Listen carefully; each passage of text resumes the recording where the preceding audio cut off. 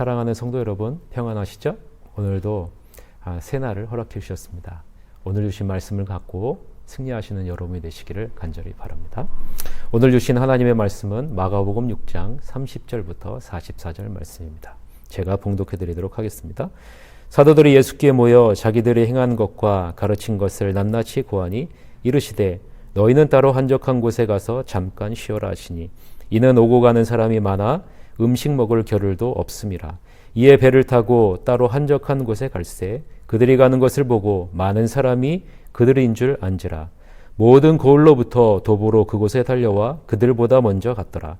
예수께서 나오사 큰 무리를 보시고 그 목자 없는 양 같음으로 인하여 불쌍히 여기사 이에 여러 가지로 가르치시더라. 때가 저물어 가매 제자들이 예수께 나와 여짜오되 이곳은 빈들이요 날도 저물어 가니 무리를 보내어 두루 촌과 마을로 가서 무엇을 사 먹게 하옵소서. 대답하여 이르시되 너희가 먹을 것을 주라 하시니 여짜오되 우리가 가서 200데나리온의 떡을 사다 먹이리이까. 이르시되 너희에게 떡 몇 개가 있는지 가서 보라 하시니 알아보고 이르되 떡 5개와 물고기 2마리가 있더이다 하거늘 제자들에게 명하사 그 모든 사람으로 때를 지어 푸른 잔디 위에 앉게 하시니 때로 100명씩 또는 50명씩 앉은지라. 예수께서 떡 5개와 물고기 2마리를 가지사 하늘을 우러러 축사하시고 떡을 떼어 제자들에게 주어 사람들에게 나누어 주게 하시니 또 물고기 2마리도 모든 사람에게 나누시매 다 배불리 먹고 남은 떡 조각과 물고기를 12바구니에 차게 거두었으며 떡을 먹은 남자는 5,000명이었더라. 아멘. 오늘은 선한 목자의 돌보심이라 라는 제목으로 하나님 말씀을 보고자 합니다. 예수님은 제자들에게 자신의 권능을 나눠주시며 둘씩 짝을 보내어 자신의 이름을 드러내게 하셨습니다. 예수님의 제자들은 자신을 통해 일어난 일들을 예수님에게 상세히 다 말씀드렸죠. 일반적으로 보면 예수님은 이러한 보고를 받고 사역이 어떠했는지를 평가해야 했습니다. 그러나 예수님은 이것은 잘했고 이것은 안 되었다라는 평가를 내리시지 않습니다. 단지 쉴 틈 없이 주어진 사역을 마치고 돌아온 모든 제자들을 보시고 흐뭇해하시면서 잠시 쉴 수 있도록 배려하시는 그런 예수님의 모습을 바라보게 됩니다. 이런 모습은 자신들의 이익과 이윤을 추구하는 이 세상이 추구하는 리더십과는 참 다르지 않나라는 생각을 갖게 됩니다. 예수님이 우리에게 요구하시는 것은 얼마나 많은 사람을 고쳤는가, 얼마나 많은 귀신을 쫓아냈는가, 얼마나 많은 사람에게 복음을 전했는가가 아니라는 것입니다. 예수님이 원하시는 것은 얼마나 예수님의 이름을 드러내는데 최선을 다했느냐라는 것이죠. 그래서 예수님은 순종이 예배보다 낫다라고 말씀하고 계시는 것입니다. 우리는 교회와 가정과 직장을 분리해서 생각합니다. 그러나 예수님은 오히려 교회와 가정과 직장이 절대로 분리되지 않았음을 강조하고 계시는 것이죠. 예배를 참석하여 은혜를 받는 것도 중요하지만 받은 은혜에 합당한 순종의 삶을 살아내는 것이 더 중요하다라는 것이죠. 이번 코로나19를 통해서 하나님은 우리가 하나님이 받으시기에 합당한 예배자의 모습으로 서기를 간절히 원하시지 않나라는 생각을 갖게 됩니다. 예수님은 이러한 삶을 친히 보여주셨어요. 세상이 이러한 예수님을 향해 모여들죠. 왜 그렇습니까? 갈급하기 때문에 그렇죠. 자신들의 영적인 공허함을 채워줄 사람이 이 세상에는 없기 때문에 그렇습니다. 말과 행동이 다 다르고 하나님의 말씀을 따라 자신을 온전히 희생하고 헌신하고 순종하는 삶을 살아가는 사람이 없기 때문에 그렇습니다. 그래서 이들은 예수님을 갈급하게 쫓아가는 거예요. 심지어는 예수님보다도 먼저 그곳에 가서 기다리고 있을 정도로 예수님을 향한 갈급함을 가지고 있습니다. 오늘 본문 33절에 보면 이런 갈급한 모습들이 등장합니다. 한번 보세요. 그들이 가는 것을 보고 많은 사람이 그들인 줄 안지라. 모든 고을로부터 도보로 그곳에 달려와 그들보다 먼저 갔더라 라고 말씀합니다. 예수님보다도 더 먼저 가서 기다리고 있었다라는 거죠. 저는 이 본문을 묵상하면서 저에게 이런 질문을 하게 됐습니다. 나는 이들과 같은 갈급함과 열정이 있는가? 사랑하는 성도 여러분, 여러분은 이들과 같이 예수님을 향한 갈급함과 열정을 가지고 있습니까? 예수님은 이러한 무리들의 열정과 갈급함을 보시며 불쌍히 여기시고 그들을 온전히 끌어안으십니다. 오늘 보면 34절에 보면 예수께서 나오사 큰 무리를 보시고 그 목자 없는 양 같음으로 인하여 불쌍히 여기사 이에 여러 가지로 가르치시더라라고 말씀하고 있습니다. 수많은 사건 지도자에게 억압받고 착취당하는 고통을 겪었기 때문에 예수님은 이들의 아픔과 상처를 감싸 안으시면서 말씀으로 치유하시는 것이죠. 에스겔서 34장 16절에 보면 이러한 모습이 등장합니다.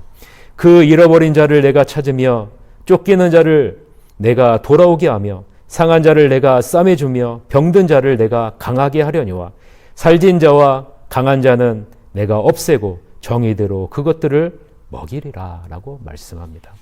예수님은 우리를 찾아오셨습니다. 그리고 우리의 상처를 싸매주시고 정의로 먹이시고 우리를 강하게 하십니다. 사랑하는 성도 여러분, 이분이 바로 선한 목자 되신 예수 그리스도이십니다. 예수님은 우리를 찾아오시고 우리를 돌보시고 우리를 이끄시고 우리의 모든 필요를 채워주십니다. 오병이어의 사건이 바로 이러한 선한 목자 되신 예수님의 모습을 증거하고 있는 것이죠. 예수님의 가르침을 따라 수천 명의 사람들이 날이 저물어가는 것도 모르고 예수님의 말씀을 듣고 있을 때 굶주린 이들의 모습을 바라본 예수님은 제자들에게 이렇게 말합니다. 너희가 먹을 것을 주라 라고 말합니다. 너희가 먹을 것을 주라 라는 의미는 무슨 의미일까요? 제자들은 이 의미를 이렇게 받아들였어요. 예수님, 200데나리온의 돈으로 떡을 사야지 가능한 일입니다 라고 받아들이죠. 세상적으로 보면 가장 이성적이고 합리적인 해결책입니다. 그러나 이 해결책에 빠진 것이 하나가 있습니다. 그것은 바로 믿음입니다. 제자들은 이미 예수님이 주신 권능을 경험했습니다. 이 권능은 믿음과 결합할 때 온전히 드러나기 때문에 그렇죠. 예수님의 제자들을 둘씩 보내실 때 예수님은 이 제자들에게 친히 어떻게 행해야 하는지를 이미 보여주셨습니다. 그리고 자신의 권능을 나눠주시면서 너희도 할 수 있다는 믿음을 주신 것이죠. 그리고 이 믿음을 따라 이 제자들이 그 권능을 드러냈습니다. 예수님은 말씀하십니다. 너희에게는 나의 권능이 있단다. 이 권능과 나를 향한 믿음이 결합한다면 너희가 먹을 것을 줄 수 있을 것이다 라는 그런 말이죠. 제자들이 경험해보지 못한 일을 믿음을 통해서 할 수 있다는 예수님의 말씀이요 도전입니다. 그러나 제자들은 현실을 바라봅니다. 현실만을 바라보죠. 그리고 그들이 갖고 있는 한계 안에 그들이 회개하는 모습을 볼 수 있습니다. 이러한 제자들의 모습을 보시며 예수님은 꾸짖지 않으시고 친히 오병이어를 가지고 하늘을 우러러 축사하시고 즉 하나님을 의지하시며 참된 목자와 같이 그 무리들의 필요를 채워주시는 모습을 우리는 보게 됩니다. 누구를 통해서 나눠주게 하시죠? 제자들을 통해서 그것을 나눠주게 하십니다.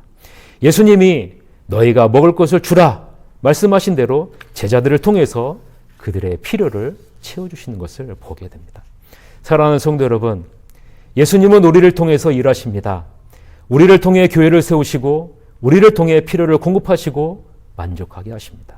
우리에게 필요한 것이 무엇일까요? 예수님의 권능이 온전히 드러날 수 있는 깨끗한 통로가 되기를 원하신다라는 것이죠. 그러기 위해서는 예수님과 같이 현실의 한계를 벗어나 눈을 들어 하나님을 의지하는 믿음의 자리로 나아가야 합니다. 그럴 때 비로소 우리를 통해서 예수님의 이름이 온전하게 드러나게 될 수 있기 때문이기 때문에 그렇고 또한 권능이 드러날 수 있기 때문에 그렇습니다. 바라기는 오늘 하루도 선한 목자 되시는 예수님을 바라보시며 현실의 한계를 넘어 주님의 권능을 나타내는 선한 자녀로서의 삶의 모습으로 나가시기를 주님의 이름으로 간절히 축원합니다. 우리 이 시간 다 같이 기도했으면 좋겠습니다. 나라가 어려울 때 하나님이 원하시는 것은 주님의 자녀들이 나와서 기도하는 것입니다. 하나님, 우리들의 죄를 용서해 주시옵소서. 우리들이 죄인입니다. 교회가 교회다워지고 목사가 목사다워지고 성도가 성도다워지게 하옵소서. 정결하게 하여 주시옵소서. 지금 교회에서 예배를 강행해 감염이 확산되어 한국교회 전체가 이 세상에 손가락질을 받고 있는 상황이 있습니다. 하나님, 한국교회가 지역사회의 빛과 소금의 역할을 감당하게 하여 주시옵소서. 이번 사건을 통해서 교회가 다시 한번 회개함으로 정결하게 될 수 있도록 인도해 주시옵소서라고 여러분 다 같이 통성으로 기도해 주시기를 바랍니다. 기도합시다.